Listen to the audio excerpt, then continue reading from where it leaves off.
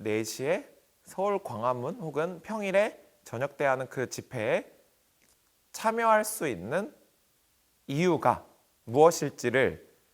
별로 안 보는 것 같아요, 이 사회가. 그때 나올 수 있는 사람들의 조건이 많지 않거든요. 우리나라처럼 야근이 심하고 그리고 너무 노동이든 육아를 하든 이런 게 사실 여유가 없는 사회에서 사실 그렇게 매번 집회에 나올 수 있는 사람이 누군지를 왜 나오는지 이런 것들을 좀 봐야 되는데 그냥 많이 나왔다. 약간 이렇게만 보는 부분들은 좀 안타깝게 생각하는 지점이긴 하고요. 사실 이분들이 이렇게 열심히 나올 수 있었던 건 한국 사회가 그동안 2030에 대한 청년이라든지 혹은 거기에 더 집중된 여성이라든지 이런 부분들의 차별과 불평등이 너무 심화됐기 때문에 그 와중에 그로 인해서 집회에 나올 수 있는 조건이라든지 나올 수밖에 없는 환경이 되는 거를 봐야 되는데 뭐 그냥 많이 나왔다고 기성세대 분들이 좋아하는 거는 좀 잘못된 방향이라고는 생각하고는 있지만 어쨌든 그분들이 나와주신 덕분에 그래도 민주주의 자체는 한 단계 성숙할 수 있었던 것 같아서 뭐 저 스스로도 너무 감사하면서도 너무 그래도 계엄령 자체를 극복해낸 한국 사회 그리고 이 모든 2030 뭐 여성분들이든 나왔던 시민분들이 스스로 잘 해냈다라고 서로 응원하고 싶은 마음은 또 가득합니다. 저는 원래 사회주택 관련된 일을 하고 있고요. 네, 이번 계엄 전국에서는 윤석열 물어가는 범청년행동이라는 청년단체들의 연합 조직에서 함께 활동했던 이한솔이라고 합니다. 사실 제가 그때 그 청년 공간이 하나 있는데 이제 그 공간 지키는 걸 담당하고 있었어가지고 사실 물리적으로 그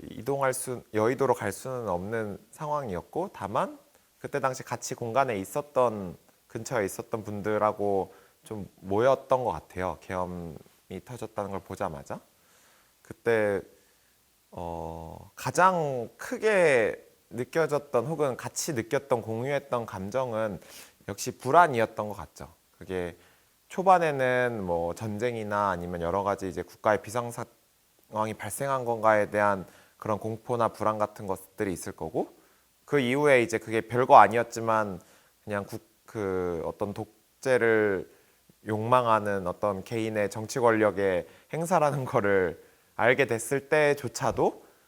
이것이 또 시민들이 많이 다치고 위험한 상황들이 처할 수도 있을 것이기 때문에 그 불안감들이 사실은 모두에게 좀 공유되었던 감정이라고 저는 생각해요. 네. 저희가 그래서 이렇게 청년 단체분들끼리는 그래도 서로 뭐 연락처도 알고 가끔 종종 연락하던 사이였을 테고 비슷한 분야에서 일하고 있기 때문에 근데 이제 그때 계엄 당일에부터 계속 연락들이 서로 오가고 있었어요. 그래서 누군가는 여의도로 가신 분들도 있고 직접 혹은 뭐 각자의 자리에서 여러 가지 염려와 좀 그래도 무엇을 해야 될지 고민하고 있던 찰나여서 저희가 그때 계엄령 해지된 직후에 그러니까 한 새벽 2, 3시쯤 모여서 좀 공동 대응하는 기구를 만들어 보자라는 얘기가 정말 그 새벽에 있었고 그래서 모임을 만들고 성명도 그 직후에 내고 그리고 여의도 집회 때는 계속 사전 집회를 했었어요. 그런 그래도 이제 본 집회 때는 너무 사람들도 많고 그런 어떤 청년들의 다양한 목소리들을 직접적으로 내는 데 있어서는 당연히 물리적으로 한계가 있을 수밖에 없으니까 그 전에 좀 관심 있는 청년분들 많이 모여서 이야기를 편하게 그 계엄 혹은 그 다음에 사회에 대한 이야기를 나눌 수 있는 장을 좀 마련해 보자고 해가지고 그때부터 이제 계속 여의도 집회 같이 하고 그래서 다행히 2주 만에 탄핵안이 가결이 되면서 그렇지만 이게 아직 끝난 건 아니고 헌재 판결도 기다려야 되고 내란 세력에 대한 어떤 문제도 빨리 정리해야 되고 혹은 뭐 그 이후에 사회에 대한 준비도 해야 된다라고 보았기 때문에 그때부터 이제 그 여의도 집회가 끝나고 나서부터 우리가 이거를 좀 공식적인 기구로 좀 전환해 보자라고 해서 지금 말씀드린 윤석열 물어가는 범청년 행동이라고 하는 연대체를 이제 공식적으로 출범하게 됐고요. 그 이후에는 주로 이제 전체 집회의 청년 파트를 좀 지원하는 역할들을 맡기도 하고 약간 서울 광화문이라고 하는 공간에 반드시 청년들이 다 나올 수 있는 것도 아닐 뿐더러 응원을 하더라도 그러면 좀 이러한 좀 일상을 살아가는 청년들하고 같이 교감하면서 교류하면서 다음 사회를 준비해야 된다라고 하는 그런 저희 내부적인 목표가 있었기 때문에 직접 약간 청년을 많이 모인 곳으로 찾아다니면서 캠페인도 하고 혹은 이번에 광장밖 청년 100인 인터뷰라고 해가지고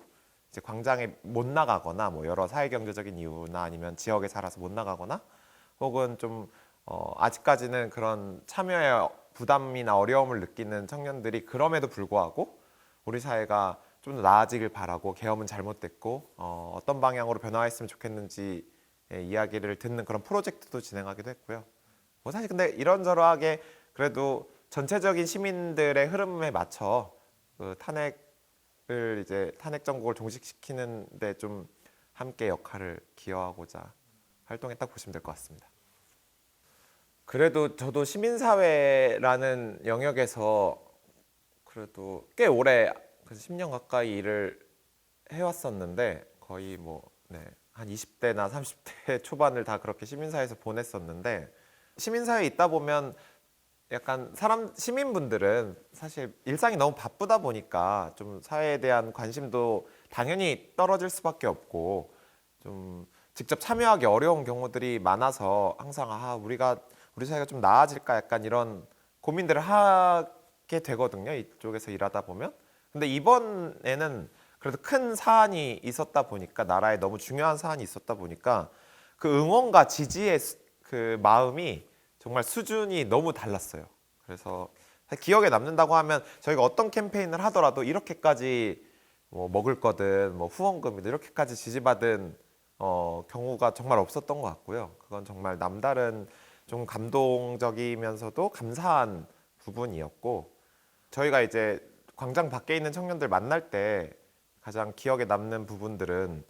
이분들이 그래도 한국 사회에 대해서 사실 너무 부정적인 전망이 가득할 수밖에 없잖아요. 저도 포함해서 뭐 고령화되는 사회고 뭐 인구 구조의 문제도 있고 산업 구조의 문제도 있고 아니면 뭐 갈라치기 문제나 뭐 이런 여러 가지 이제 걱정이 가득한 건 맞지만 그럼에도 불구하고 이번에 계엄의 경험들을 극복하는 과정들을 보면서 그래도 우리 사회에 대한 신뢰가 계속 생겼다 이런 얘기들을 정말 많이 주셨어요. 약간 이런 게 많이 기억에 남지 않나 싶습니다. 토요일 4시에 서울 광화문 혹은 평일에 저녁 때 하는 그 집회에 참여할 수 있는 이유가 무엇일지를 별로 안 보는 것 같아요. 이 사회가. 그때 나올 수 있는 사람들의 조건이 많지 않거든요. 우리나라처럼 야근이 심하고 그리고 너무 노동이든 육아를 하든 이런 게 사실 여유가 없는 사회에서 사실 그렇게 매번 집회에 나올 수 있는 사람이 누군지를 왜 나오는지 이런 것들을 좀 봐야 되는데 그냥 많이 나왔다. 약간 이렇게만 보는 부분들은 좀 안타깝게 생각하는 지점이긴 하고요. 그게 사실 우리 사회를 더 성숙하게 만드는 길에 좀 반대되는 방향이라고 생각하고 있고 사실 그분들이 나올 수 있었던 거는 가령 뭐 채용 성차별을 당해서 실직이 되었어요. 그러니까 아니면 일이 없어요. 그러거나 아니면 뭐 전세 사기를 당해가지고 지금 정말 그 집회에 나가서 목소리를 내지 않으면 안 되거나 혹은 아까처럼 이제 채용 성차별을 당해서 부득이하게 자기가 지금 일이 없는데 그 차별의 경험과 이런 것들을 어딘가는 말해야 되다 보니까 조건도 마침 그런 불평등한 이유 때문에 되고 사실 이분들이 이렇게 열심히 나올 수 있었던 건 한국 사회가 그동안 2030에 대한 청년이라든지 혹은 거기에 더 집중된 여성이라든지 이런 부분들의 차별과 불평등이 너무 심화됐기 때문에 그 와중에 그로 인해서 집회에 나올 수 있는 조건이라든지 나올 수밖에 없는 환경이 되는 거를 봐야 되는데 뭐 그냥 많이 나왔다고 기성세대 분들이 좋아하는 거는 좀 잘못된 방향이라고는 생각하고는 있지만 어쨌든 그분들이 나와주신 덕분에 그래도 민주주의 자체는 한 단계 성숙할 수 있었던 것 같아서 뭐 저 스스로도 너무 감사하면서도 너무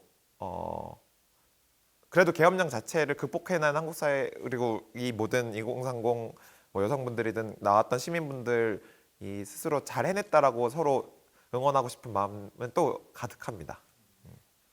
네, 뭐 애초에 그 극우적인 사람들은 굉장히 소수고 일단 다수의 사람들이 그 집회에 못 나올 수밖에 없고요. 지금 청년분들은 그 한국사회 그 빠듯하고 그냥 숨가쁘게 사는 구조상 나올 수 없고 그 와중에 누가 나올 수 있는지를 봐야지 이게 여기 여성들 나왔다, 여기 남성들이 있었다 이것만으로 조명하는 거는 사실 잘못된 접근법이라고 생각하긴 합니다. 저희가 그래도 그 연대체 내에서 여러 그 청년 단체들이 광장 안에 시민분들이 어떤 변화들을 바라는지를 계속 그 설문조사도 하고 인터뷰도 해왔고 그리고 연대체 차원에서도 여러 지방을 포함한 비수도권을 포함한 청년분들 광장에 못 나오는 청년들도 어떤 기대를 갖고 있는지를 계속 모아온 입장에서는 보통의 일상을 살아가는 청년들이 탄핵만을 바라기보다는 탄핵 이후의 세상을 계속 기대하고 그래서 희망을 포기하지 않고 싶어 한다는 것들을 보았기 때문에 저희 활동도 탄핵을 했다고 해서 끝낼 수는 없다라고 보았고요. 그래서 이제 원래는 윤석열 물어가는 범청년 행동이었는데 다음 주부터 이제 불평등 물어가는 범청년 행동이란 이름으로 이제 연대체를 바꿔서 대통령 선거라고 하는 거는 물론 투표로 정치인 한 명의 권력을 선출하는 거는 맞지만 그 시간마다 여러 아젠다와 다음 세상을 좀 꿈꾸는 시민들의 약간 공론장이자 파티라고 축제라고 저는 생각하고 있어요. 그래서 그런 시간을 한 2달여의 시간을 좀 더 다양한 청년들의 목소리가 제대로 정치란 영역에 반영될 수 있는 여러 가지의 기획들을 할 예정입니다. 뭐 가장 대표적으로는 예전에 수저론 같은 것들이 아직 유효하잖아요. 그 부모가 부유하고 자산이 많고 이러면 이제 집도 물려받을 수 있고 그런 자산 불평등 문제에서 비롯되는